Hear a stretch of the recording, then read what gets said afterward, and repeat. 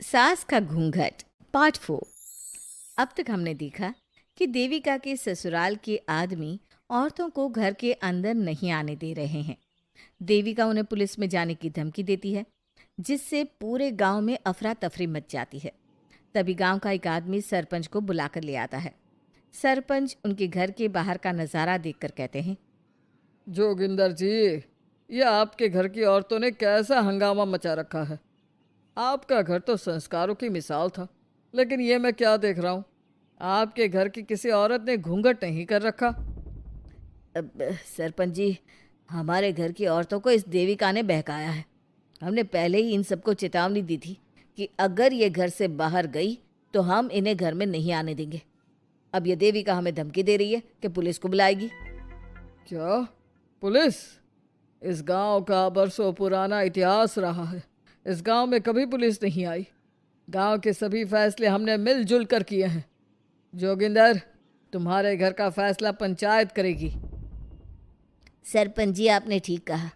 पंचायत दोनों तरफ की बातें सुने और जो भी फैसला पंचायत करेगी वो हमें मंजूर होगा। तो ठीक है, आज दोपहर को सभी गांव की चौपाल पर इकट्ठा होंगे और वहीं तुम्हारे घर का फैसला होगा। सरपंच वहां से चला जाता है। घर के आदमी घर के अंदर जाकर दरवाज़ा बंद कर लेते हैं और घर की औरतें वहीं घर के बाहर पेड़ के नीचे बैठ जाती हैं। तभी विमला कहती है, देविका बहू, तुम्हें भूख लगी होगी ना? नहीं माँ जी, मुझे भूख नहीं लगी, मैं ठीक हूँ। बहू, तेरा बच्चा छोटा है अभी, तुझे भूखा नहीं रहना चाहिए। वीना, सुजाता, जाओ पास में जो पंडित जी का बाग है ना, वहाँ से कुछ फल तोड़ लाओ। वीना और सुजाता पास के बगीचे से खूब सारे फल तोड़ कर ले आती हैं। सभी औरतें फल खाती हैं। तभी देविका कहती है, आप सब घर से बाहर निकली, घूंघट उतार दिया तो इन मर्दों की इज्जत चली गई, लेकिन हम सब घर के बाहर भूखे प्यासे बैठे हैं। इस बात पर इन अहंकारी मर्दों को शर्म क्यों नहीं आ रही? हाँ देविका, तुम ठीक कह रही हो। अगर हम मर भी जाए ना, तब भी इन मर्दों के लिए इनके बनाए गए नियम कानून ही अहम रहेंगे, हम नहीं। सुजाता भाभी, मुझे तो सबसे ज़्यादा सचिन पर गुस्सा आ रहा है। उसने मुझसे लव मैरिज की थी, क्या क्या वादे किए थे कि मेरा साथ कभी नहीं छोड़ेगा, और आज उसने मेरा साथ छोड़ दिया। अपने बच्चे को एक बार भी नहीं देखा उसने। देविका, वो शुरू से ही ना डरपोक रहा है, लेकिन इन सारी बातों को छोड़ो। मुझे तो इस बात की चिंता हो रही है कि पंचायत में न जाने क्या फैसला होगा। पता नहीं वो इंसाफ करेंगे भी या नहीं। वीना दीदी, आपको अभी भी पंचायत से इंसाफ मिलने की उम्मीद है? अगर इस गांव की पंचायत में सच में इंसाफ करने की भावना होती तो सरपंच जी अभी हमें घर के अंदर जाने देते। देखा नहीं कितना जहर उगल कर गए हैं हमारे खिलाफ। तो बहू, अब हम क्या करेंगे? पंचायत तो हमारे खिलाफ ही फैसला सुनाएगी। पहले तो हम अपनी सारी बातें रखेंगे। अगर ये लोग नहीं माने तो आपको वही करना होगा जो मैं कहूँगी। लेकिन एक बात आप याद रखना, किसी भी सूरत में हम झुकेंगे नहीं, क्योंकि हम सही हैं। देविका सभी औरतों को समझा रही थी। तभी वहाँ एक गांव वाला आता है। आप सभी को पंचायत में बुलाया है। उस गांव वाले की बात सुनकर सभी औरतें पंचायत में पहुंचती हैं। वो देखती हैं कि उस पंचायत में सारा गांव इकट्ठा हो गया है। बहुत सारी औरतें लंबे लंबे घूंघट करके वहां आई हुई हैं। तभी पंचायत की कार्यवाही शुरू की गई और घर के आदमियों से पूछा गया कि वो घर की औरतों को घर में क्यों नहीं रखना चाहते। हमारे घर की औरतें ना तो घूंघट उतारती है और ना ही किसी डॉक्टर से इलाज करवाती है, और हमारे मना करने के बाद भी इन सब ने घर से बाहर कदम रखा, हमसे ऊंची आवाज़ में बात की। हमने इन सबको चेतावनी भी दी, लेकिन इन्होंने हमारी बात नहीं सुनी। अब ये सभी औरतें हमारे घर में नहीं रह सकती। अब औरतें अपना पक्ष रखें।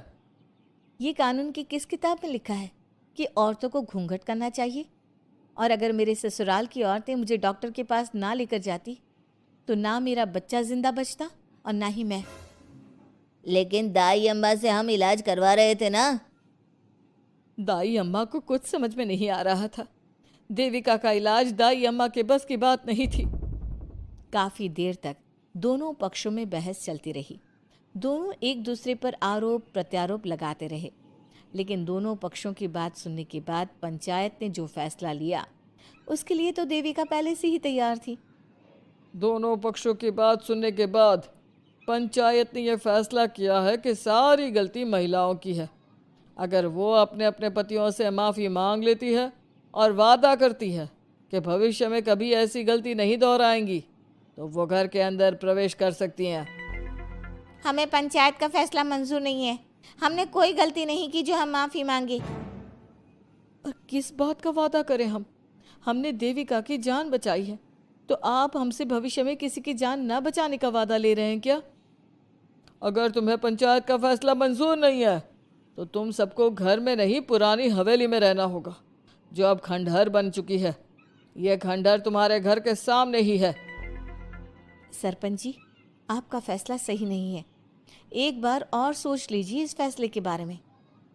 ओ शहर की छोरी, 4 किताबें क्या पढ़ ली, हमें सही गलत का पाठ पढ़ाएगी? तुझे पता नहीं कि पंचायत का फैसला यहाँ सदियों से चलता आया है और लोग उसी को मानते आए हैं।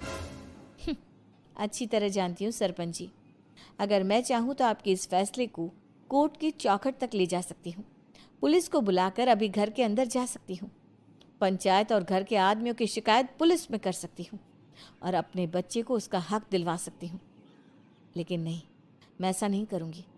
मैं उसी खंडहर में रहूँगी और इस गांव के आदमियों को दिखा दूंगी कि औरत खंडहर को भी महल बना सकती है, और वो भी बिना किसी आदमी की मदद के। सारे गांव की औरतें देविका की बातें सुनकर हैरान हो जाती है। उनका जीवन घूंघट और घर के 4 दीवारी के बीच में ही था। कोई औरत अपने हक के लिए पंचायत से भी टकरा सकती है, ये बात उन्होंने पहली बार सुनी थी। अब देविका घर की औरतों के साथ खंडहर में चली जाती है। माँ जी, ये खंडहर तो काफ़ी पुराना है। भाभी, खंडहर पुराने ही होते हैं। मुझे तो डरावना भी लग रहा है।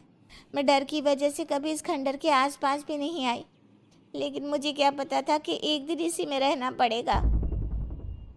ये तो टूटा फूटा भी पड़ा है। माँ जी, एक काम करते हैं, ये खंडहर तो काफ़ी बड़ा है, इसलिए एक हिस्से की साफ सफाई करके उसे ही रहने लायक बना देते हैं। बाद में धीरे धीरे पूरा खंडहर ठीक कर लेंगे। हाँ बहू, तुम ठीक कह रही हो। विमला भाभी और मैं इस खंडहर के टूटे हुए हिस्सों पर मिट्टी और ईंटें लगा देते हैं। सुजाता और वीना, तुम साफ सफाई कर लो। सभी औरतें मिलकर खंडहर के एक हिस्से को सुधारना शुरू कर देती है और काफ़ी देर तक मेहनत करने के बाद वो उस हिस्से को काफ़ी हद तक अच्छा कर लेती हैं। और इसी तरह रात हो जाती है। सभी औरतें बैठकर बात करती है। माँ, हमने इस खंडहर को घर तो बना दिया है, लेकिन ये घर चलेगा कैसे? हाँ माँ जी, मैं भी यही सोच रही हूँ। और हम सब तो बड़े हैं, गर्मी सर्दी भूख कुछ भी आसानी से बर्दाश्त कर सकते हैं, लेकिन देविका का बेटा बहुत छोटा है, उसे तो हमें अच्छी तरह से पालना होगा ना। मैं भी यही सोच रही हूँ कि आगे हमें क्या करना चाहिए। कम्मू और मैं मिलकर मिट्टी का चूल्हा और मिट्टी के बर्तन बना देते हैं। कुछ दिन के लिए खाने का इंतज़ाम भी हो जाएगा, क्योंकि यहाँ पर खेत और बाग बगीचे आसपास ही है, कहीं से कुछ भी ले सकते हैं। पहले आप मुझे ये बताइए कि आप सब लोगों को आता क्या है? मतलब कोई ऐसा काम जिसका आपको शौक हो, जो आपने बचपन से किया हो। बहू, तेरी दिमाग में चल क्या रहा है? माँ जी, बहुत कुछ चल रहा है। बस अब हमारा सारा ध्यान इस बात पर होना चाहिए कि हम अपने लिए अच्छे से अच्छा क्या काम कर सकते हैं। आप सब हिम्मत से और समझदारी से काम लो, फिर देखना हम इस खंडहर को भी महल बना देंगे। इसके लिए सबसे पहले हमें आत्मनिर्भर बनना होगा। देविका सभी को समझा रही थी, तभी उसका बेटा रोने लगा। उसने अपने बेटे को गोद में उठाया और उसे चुप कराने लगी। अब देविका के सामने सबसे बड़ी चुनौती थी कि वो किस तरह से ससुराल की औरतों को आत्मनिर्भर बनाए और किस तरह से अपना घर चलाए। हमारे प्यारे दर्शकों, अब आप बताइए, देविका और घर की सभी औरतों ने अपने पतियों से माफ़ी ना मांगकर सही किया या गलत? क्या उनका खंडहर में रहने का फैसला सही था? अब देविका को क्या कदम उठाना चाहिए, हमें कमेंट में ज़रूर बताना। हमारी कहानी को लाइक, शेयर और चैनल को सब्सक्राइब करना मत